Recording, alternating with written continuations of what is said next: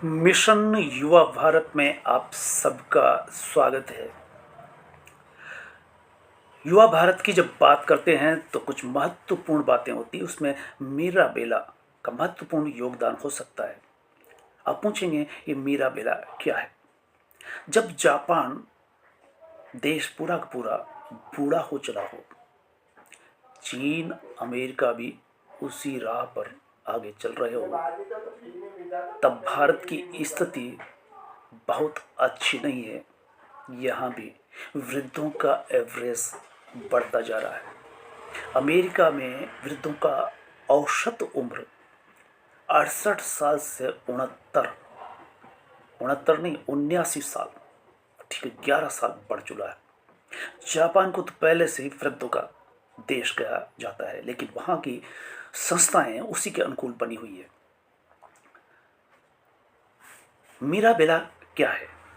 मीरा बेला model अपनाने से वृद्ध भी युवाओं के साथ कदम ताल कर सकते हैं, कदम से कदम मिला करके आगे बढ़ सकते हैं, कंधे से कंधा जोड़ करके काम कर सकते हैं, बशर्ते कि सरकारों और संस्थाओं को भी उन्हीं के अनुकूल ढलना पड़ेगा। वृद्धों के अनुकूल सिचुएशन, परिस्थितियाँ, स्थितियाँ बनानी होंगी ताकि वो सहजता से, प्रसन्नता से, सहज भाव से काम कर सके। युवा देश की आत्मा कहीं है तो भी युवाओं में होती है, जिससे देश बनता है। युवा खून में जोश होता है, सपने होते हैं, कल्पना होती है, सक्रियता होती है, साहस होता है, तो युवा जो चाहे सो कर सकता है।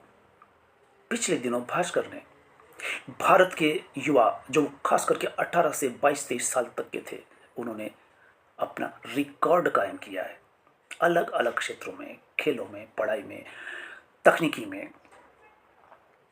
इस तरह से कह सकते हैं कि युवा क्या नहीं कर सकता, युवा असंभव को भी संभव कर सकता है, क्योंकि युवा में ऊर्जा होती है।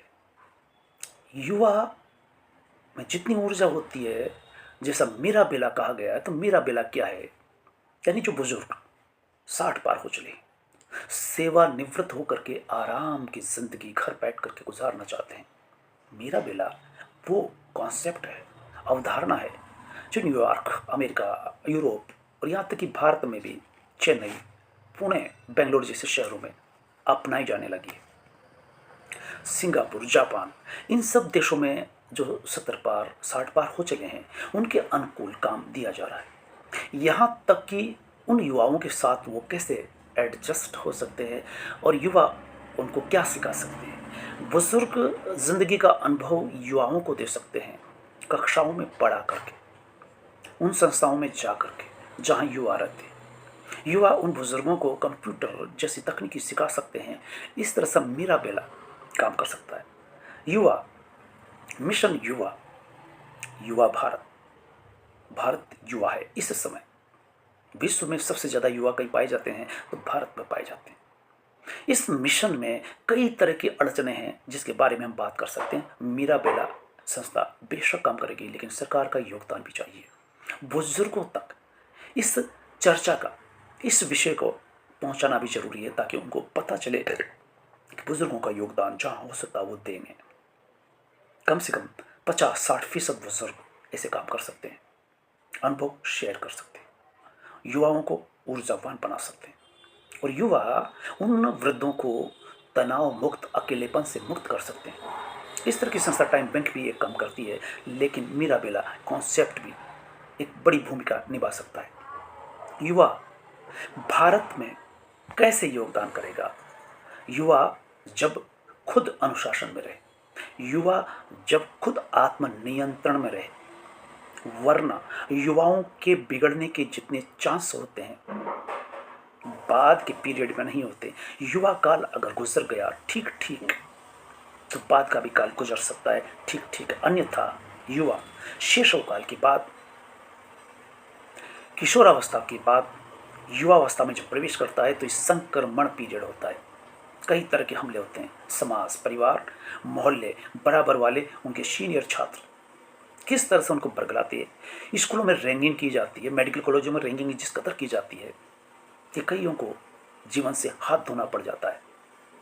फिर भी रैंगिंग हो रही है। रैंगिंग को कानूनन अपराध घोषित कर दिया गया। हर कॉलेज में प्रवेश लेने से पहले रैंगिंग फॉर्म भराया जाता है, जो औपचारिकता मात्र है।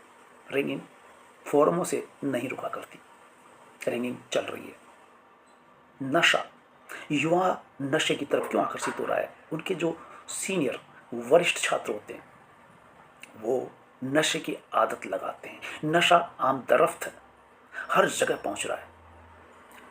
नशे का कारोबार, नशा माफिया सक्रिय हो चले हैं हर देश में। अमेरिका जैसे देश हथियार बेचते हैं, उनकी आड़ में नशा भी इधर उधर हो रहा है। अभी मदुरो को पकड़ा गया अमेरिका के द्वारा और उस पर नशा इधर उधर करने का आरोप लगाया जाता है, यानी राष्ट्रपति भी नशे का कारोबार कर रहा है। नशे का कारोबार माफिया कितना कर रहे हैं और उनसे युवाओं पर कितना असर पड़ सकता है, इसको रोकथाम के लिए भी सरकारों को एक्शन लेना होगा। युवा वही है, युवा अवस्था में बहुत कुछ किया जा सकता है। आगे बढ़ने के चांस होते हैं, ज़िंदगी सुधारने के चांस होते हैं, तो ज़िंदगी बिगाड़ने की भी होती है। इन दिनों कोचिंगों में जितना दबाव है युवाओं पर, और कोचिंगों में रहते हुए असफलता को ढांकते हुए कई युवा आत्महत्या कर ले रहे हैं। कोचिंग स्कूल के बरअक्स कोचिंग खोले जा रहे हैं जो आत्महत्या के केंद्र होकर के रह गए। कोटा, उत्तर भारत में, उत्तर पश्चिम भारत में कोटा का एक नाम था जो कोचिंग के चलते अब बिगड़ने भी लगा है। कोटा कोचिंगों का हब था, आत्महत्याएं वहाँ सबसे ज़्यादा होने लगी। इस पर सरकारें अलर्ट हुई, माँ बाप भी अलर्ट हुए, वो बच्चे कमाने लगे।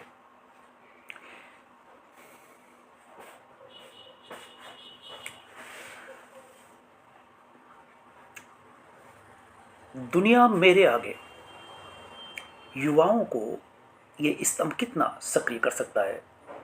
हमारे लिस्ट में जाकर के अभी देख सकते हैं कि दुनिया मेरे आगे, रविवार पाठशाला, ये युवाओं को देखने के लिए, पढ़ने के लिए, सुनने के लिए, जिससे कि उनको मानवीयता का आधार बनता है, मिलता है। तो युवाओं के लिए बहुत कुछ करने को है, बहुत कुछ कर सकते हैं, लेकिन उनको माहौल वैसा ही मिलना चाहिए। युवाओं के विपरीत माहौल भी होता है, जिससे बचाने के लिए सरकार को संरक्षण देने की जरूरत है। जो सरकारी अधिकारी, पुलिस अधिकारी या किसी भी महकमे में इस तरह से भ्रष्टाचार, रिश्वतखोरी में लिप्त है, वो नशाखोरी को बढ़ाने में भी अपने हाथ पाए जाते हैं, सस्पेंड किए जाते हैं। ऐसे अधिकारियों को समय रहते पकड़ा जाना चाहिए, विभागों से बाहर किया जाना चाहिए, क्योंकि युवाओं बचेगा तो देश बचेगा। युवाओं को बचाना, संरक्षण देना समाज का काम है, सरकारों का काम है। युवाओं को समय पर स्कूल जाएं, शिक्षा अर्जित करें, ये सब करवाना सरकारों का काम है। धन्यवाद।